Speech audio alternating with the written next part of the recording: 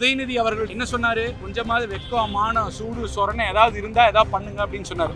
அதை அப்படியே திரும்பி உதயநிதி கேட்கிறேன். கொஞ்சமாவது வெக்கம், மானம், சூடு, சொரணை ஏதாவது இருந்தா இந்த 22 பேர் மாணவ மாணவிகள் இறந்திருக்காங்க, அவங்க பெற்றோர்கள் எவ்வளவு கஷ்டப்படுவாங்க அப்படிங்கிறத புரிஞ்சு இந்த மாதிரி ரகசியம் சொல்றேன், அது சொல்றேன், எங்களுக்கு தெரியும், எங்க அப்பாவுக்கு என்ன பண்ணணும்னு தெரியும், நாங்க வந்தா பண்ணுவாங்கன்னு பொய் சொல்றத இன்னையோட நிறுத்திக்கணும். கஷ்டப்பட்டு நடுநிலை ஏழை எளிய மக்களோட கஷ்டம் தெரிஞ்சு ஒரு முதலமைச்சரா வந்துட்டுனா அவங்களுக்கு தெரியும். அவங்க அப்பா ஒரு முதலமைச்சர்னு முதலமைச்சர் ஆனாரு, அவங்க தாத்தா ஒரு முதலமைச்சர்னு துணை முதலமைச்சர் ஆனாரு. அவங்களுக்கு எப்படி சொல்யூஷன் தெரியும்? நீங்க கையெழுத்து நாடகம்னு ஒன்று பண்ணி 50 லட்சம் கையெழுத்து வாங்கணும்னு ஒரு நாடகம் பண்ணி அந்த குப்பையில போய் மாநாட்டில் போட்டீங்க. அந்த பேப்பரை அனைத்து கட்சி கூட்டணி வந்து டீ சாப்பிட்டு எல்லாம் கிளம்பி போயிட்டு இருக்காங்க. இதனால் ஒரு குடிசையில் இருக்கிற ஒரு மாணவனோ ஒரு மாணவிக்கோ ஒரு பைசா ஒரு காசு பிரயோஜனம் இருக்கான இல்ல. கனி அப்படின்னு உதயநிதி சொன்னாரு. நாங்க வந்தா முதல் கையெழுத்திலேயே நீட் ரத்து செய்வோம் ஸ்டாலின் சொன்னாரு. நாங்க வந்தா அதுக்கப்புறம் நீட் நடக்காது அப்படின்னு கனிமொழி சொன்னாங்க. ஆனா இப்ப வரைக்கும் பொய்யை மட்டுமே பேசிட்டு இருக்காங்க. தெரியும் நாங்க வந்தா நீட் சொல்லிடுவோம், எங்களுக்கு எல்லா ரகசியமும் தெரியும், அதை வந்து நாங்க சொல்ல மாட்டோம், ஆட்சியாளர்கள் தெரியல, எங்ககிட்ட வந்து கேட்கறாங்க, கொஞ்சம் கூட இது இல்லாம.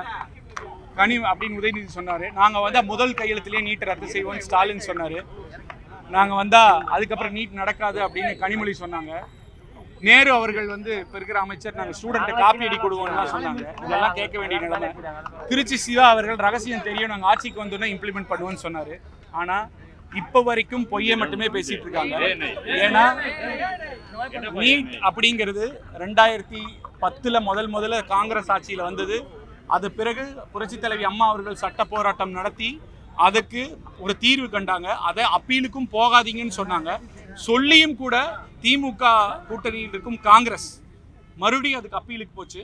அப்பீலுக்கு போனப்ப அப்ப வாயே திறக்கல கருணாநிதி அவர்கள், கொஞ்சம் வெளியே வந்திருந்தாங்க கூட்டணியிலிருந்து.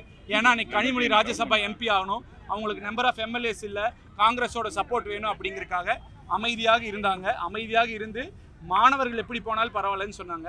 இன்னைக்கு தேர்தலுக்கு முன் இவ்வளோ பேசினவங்க இன்னைக்கு அந்த போர்டை பாருங்க. 22 மாணவ மாணவிகள் கடந்த 4 வருஷம், 22ங்கிறது ரெஜிஸ்டர் ஆன நம்பர், டெஃபரெண்டா மோர் தென் தட் நிறைய இருக்கும், இறந்துருக்காங்க. இவங்க தொடர்ந்து பொய்யை மட்டுமே மாணவ மாணவிகளுக்கு சொல்லி இந்த மாதிரி இறக்கிறத வன்மையாக கண்டிக்கிறோம். பொய் சொல்றதை நிறுத்திக்கணும். உதயநிதி அவர்கள் சொன்னதையே நான் திரும்ப சொல்லலாம். அந்த வீடியோ சமூக வலைதளத்தில் இருக்கு. என்ன சொன்னாரு?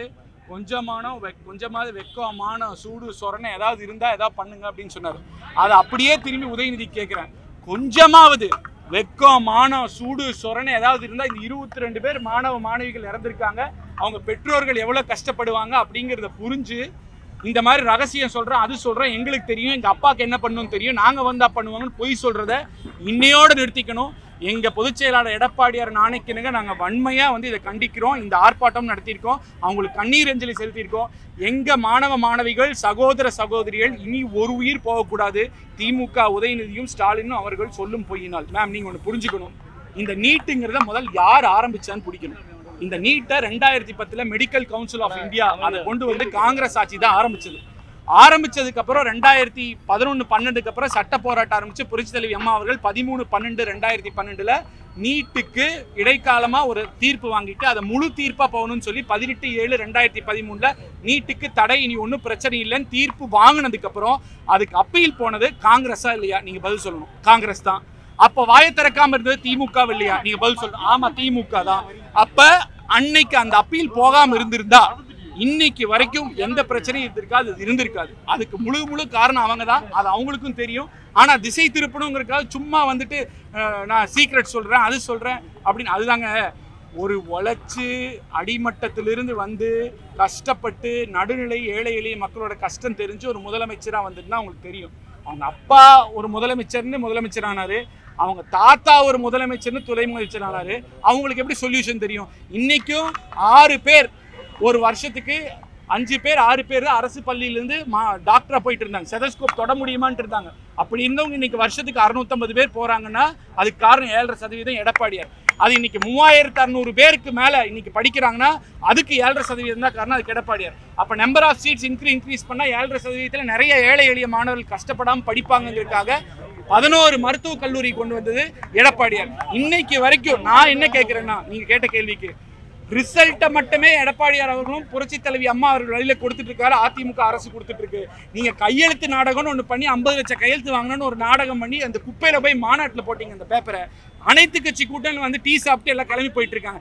இதனால் ஒரு குடிசையில் இருக்கிற ஒரு மாணவனோ ஒரு மாணவிக்கோ ஒரு பைசா ஒரு காசு பிரயோஜனம் இருக்கான இல்ல. இவங்க செஞ்சார்ஜ் கோட்டையில் உட்கார்ந்து உச்சத்தில் அரசியல் பண்றோம்னு நினைச்சிட்டு 22 பேர் இணைந்து அந்த சவப்பெட்டி மேல உட்கார்ந்து அரசியல் பண்ணிட்டு இருக்காங்க. இதோட இந்த டிராமாவை நிறுத்திக்கணும், பொய் சொல்றத உதயநிதியும் நிறுத்திக்கணும், அதோட ஸ்டாலினும் நிறுத்திக்கணும். இப்போ கூட இந்த இப்போ இங்க இது நாங்கள் நடத்துறோன்னே பயம் வந்துருச்சு. இப்போ சைதாப்பேட்டையில் ஐடி விங்காரங்க 5:30 மணிக்கு துண்டு பிரசாரம் கொடுக்குறாங்களாமா, நாங்கள் வந்து ஏதோ பொய் சொல்கிறோம் அப்படின்னு சொல்லிட்டு. அப்புறம் மாணவர் அணி செயலாளர் சொல்லியிருக்காரு, திமுக சேர்ந்தவட்டம் பேர் கூட சொல்ல விரும்பல. ஏன்னா நான் கூட கனிமொழி அவர்களே, ஸ்டாலின் அவர்களே, உதயநிதி அவர்களே தான் சொல்லிட்டு இருக்கேன். அவர் 5 வருஷம் முன்னாடி ஸ்டாலின் அவர்களையும் உதயநிதி அவர்களையும் பட்டத்தில் வரிசை அவனே இவனேன்னு பேசினவர் 5 வருஷம் கழிச்சு இப்போ போய் திமுகவில் சேர்ந்து மாணவர் அணி செயலாளர் பொறுப்பு வாங்கிட்டு எங்க ஆள் தான் பெரிய ஆளு, எங்க ஸ்டாலின் செய்யறது கரெக்ட், உதயநிதி செய்யறது கரெக்ட்னு பேசுறாரு. இப்படி 5 வருஷத்துக்கு ஒரு தடவை அவங்களோட பொசிஷனுக்காக வாயை மாத்தி பேசுறவங்களுக்கு எல்லாம் பதில் சொல்ல முடியாது. கூட்டணி பத்தி பேசுறதுக்கு அதுதான், அதை பத்தி பேசுறதுக்கு அதிகாரம் எங்களுக்கு இல்ல. இன்னைக்கு நீட் இஷ்யூ அதை பத்தி பேச வந்திருக்கோம். கூட்டணி சம்பந்தமா எங்க அபிஷியல் ஸ்போக்ஸ் பர்சன் பேசுவோம். நன்றி.